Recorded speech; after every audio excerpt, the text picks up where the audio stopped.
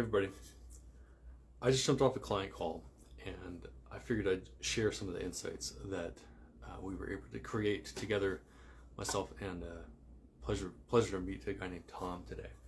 And Tom wanted to connect with me because he heard about me through a friend of mine who I've been coaching with for some time. And Tom's issue has been that he doesn't feel connected to his wife anymore, or that they're having problems. And so, they've been together for a little over a decade now, and it's been a struggle in the past 2 years, especially because of so-called lockdown stuff and all those things, which are all real constraints. But what's really valuable that I wanted to share about that particular call that I just had was, like, what do you do about it? And so that's the answer to this question. So, like, let's say this is you've lost connection to your partner, and you're like, how do I get this connection back? Or is that what you want to do? Or maybe you're having this kind of thought where it's like, I'm not sure I'm going to get this connection back, and so therefore, should I even try, and should I go for connection elsewhere, and this kind of thing. Okay, and so I had a conversation with Tom for about 2 hours about this. And I'm going to speak on the side of the man. Okay, so as a man, part of the job about holding space for someone, and that's not holding space in terms of like some delusional spiritual attribute, but that's literally what I mean by that, is like allowing someone to have their space, allowing someone to be who they are.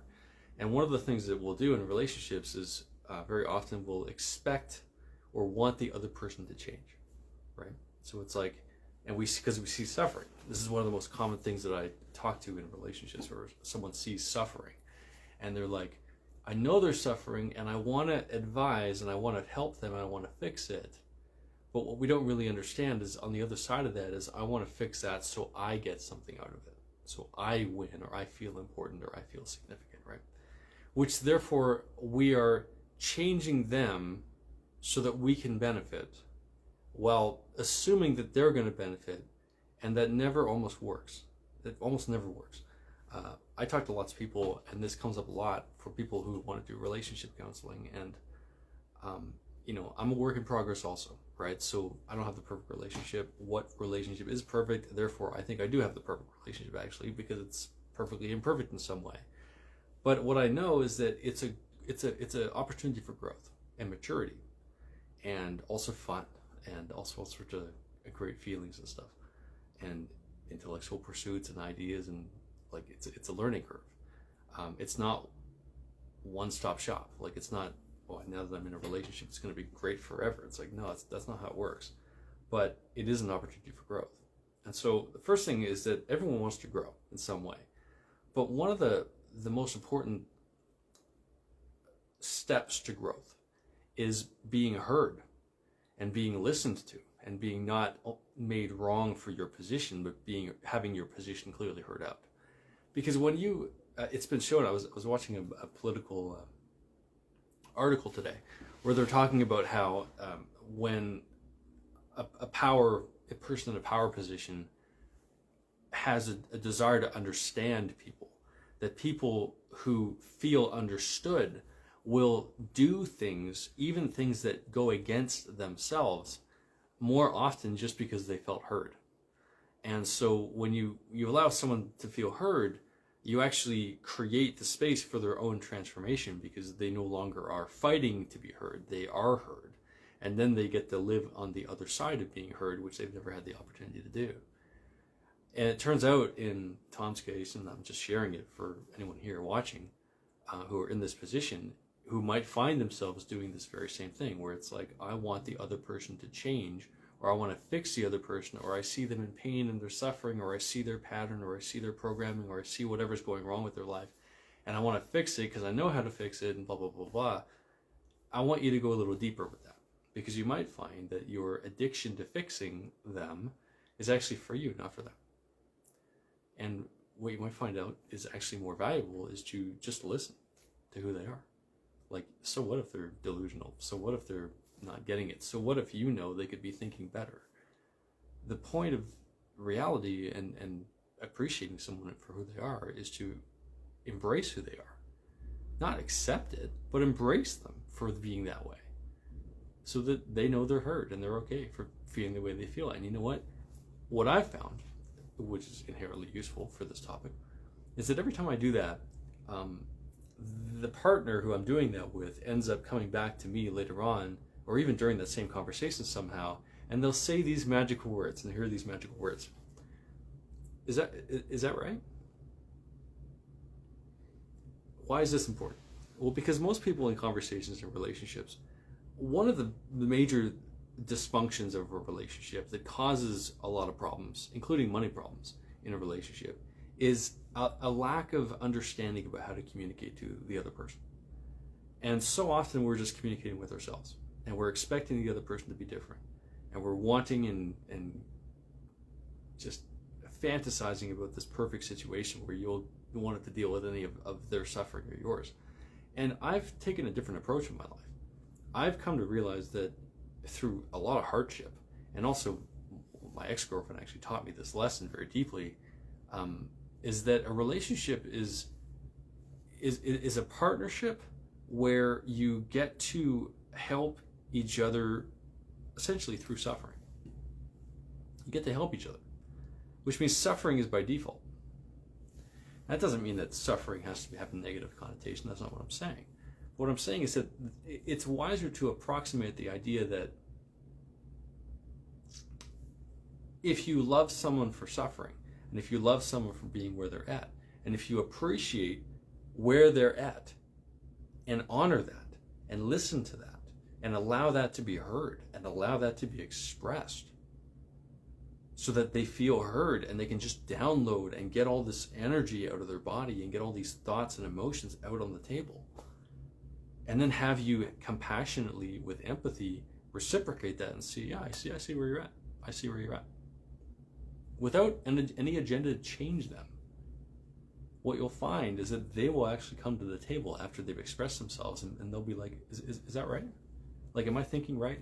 Is this okay for me to think this way? Like, because it feels wrong for me to think this way, and so therefore I'm just asking, like, would you do anything different? Like, how would you help this? Because here's the thing: most people who you might think are delusional are exactly delusional. They even think themselves are delusional. They're like, God damn, am I right? Like, what the hell's happening? But the reality is that when they're in existential crisis, when they are in a split mind, when they're in their own dynamic and they can't decide between one or the other, that's exactly it. They can't decide. And so when you're trying to impose as a partner onto this person, your partner, the idea that they should decide differently now because you see them suffering while they're already suffering, well, now it's like, hey, I see you suffering and I'm going to cause you to suffer with now the decision to change. So I'm going to cause some more suffering, hoping that that's going to solve the issue. The reality is that your job in a relationship is almost to be a suffering sponge, where it's like, hey, suffer for me, suffer with me, I'll take that, I'll suffer with you, and I'll love you for it. Because it's just where you're at. It's just where they're at. It's just where you're at. There's nowhere to go until someone decides. And you might find that if you take that approach, then the other person comes up and they'll be like, is that right? Like, what do you suggest? How would you approach this? You know? And it's way better to have that person come to you and ask to be helped than you just dominate them with your intellect or your superiority or whatever the else you think could help their situation. It's one of the most valuable things you'll learn in the relationship is how to communicate that way rather than change first. Now, on top of that, you know, it gets very easy to get into that game of I'm going to change this person, and I just need to change this person, and this person just needs to change so that I don't feel the way I feel around this person. And I'm not going to say that how you feel is wrong. I think how you feel around whoever it is exactly right for them and for you. But there's a difference between needing them to change for you and inviting change to occur where you're not attached to it. And the way to get not attached to the need for change is actually to appreciate. And I know that might sound hokey, and I know that might sound like insulting to your intelligence, but what I'm certain of is that most people spend zero time appreciating their life. Because when I ask people on my webinar or in a presentation, how many people here have spent if I were to look at your calendar right now, how many of you have 1 hour slotted midweek in the evening that's dedicated purely to appreciating your life and appreciating yourself and appreciating other people in your life? And you've shown up to that hour weekly for the last 52 weeks. How many people would say that they've got that in their calendar? And most people say, no, I'm definitely failing that test, right? Which just tells me that most people have a problem with this. Most people don't do it enough. And so therefore, it's very easy when you don't appreciate what's already going well in your relationship, or you don't appreciate your partner for what they're already doing in your relationship, and you don't appreciate yourself for what you're already doing in your relationship. If you don't have a level of appreciation for any of those things, it's very easy to get caught into the delusion that you should change or they should change to help you feel better. And in actuality, that's probably doing more harm than good, because it's easier to appreciate someone for what they're doing right and polarize your psychology that way and really focus on that and appreciate that. Because when you do that, it's easier to see a person in their own delusion, or see a person be stuck with a problem, or see a person be stuck with stress or whatever it is. It's easier to have that experience when you appreciate who they are, because you don't need them to change, because you're like, hey, I abundantly appreciate everything else you're doing. Why do I need you to not suffer in this right now? I'm going to listen to you because I appreciate what's over here. And so what that really means is that most relationship dysfunction occurs when one person isn't doing a good enough job in appreciation. And you might think that's hokey, and you might think that's just too easy and too simple, and you might even think that's me judging you. And I assure you that's not where that comes from. But it is an observation, and it's one of my tenets in my life, is to focus on what a person's already doing well, and just have an abundance of that, so I can hold them to a standard, and also hold myself to a standard, and hold myself to a consciousness standard of, I'm not missing out on anything. Why the hell would you want to live your life in the perception of you're missing things? Why not just see the abundance for what it is? Now, that might be harder than most people for lots of situations. You know, that's difficult. I'm not stepping on you, and I'm not saying that your experience isn't significant. But what I am going to fight for, and what I'm going to suggest to anyone, is if you appreciate your life, if you find something to appreciate, you might find more. In the same way as you find something to hate, you might find more. If you find something to criticize, you'll find more, guaranteed. Why? Because whatever you put focus on is what you're going to get good at focusing on. And so therefore, as a camera person, I'm a camera person, and as a camera person in your own life, where you're just lensing your reality, you now get to make a choice. Do you want to lens your reality in the continuation of hatred and condemnation and resentment? Or do you want to lens yourself differently and focus a little differently on what is actually already there also, which is a focusing on what's already going well and what you're already doing good at, and just expand that? And what if you spent more time focusing on that as opposed to trying to fix everything you don't appreciate? It's food for thought. Anyway, wanted to share that one. It is Monday, so I get some more videos up this week.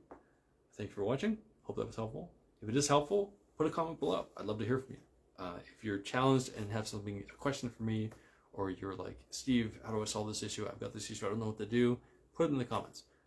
It's a fodder for me in new content this week, and I'd be very grateful for your support in that agenda, so I can serve the community in its finest. So therefore, thank you for watching. See you next one.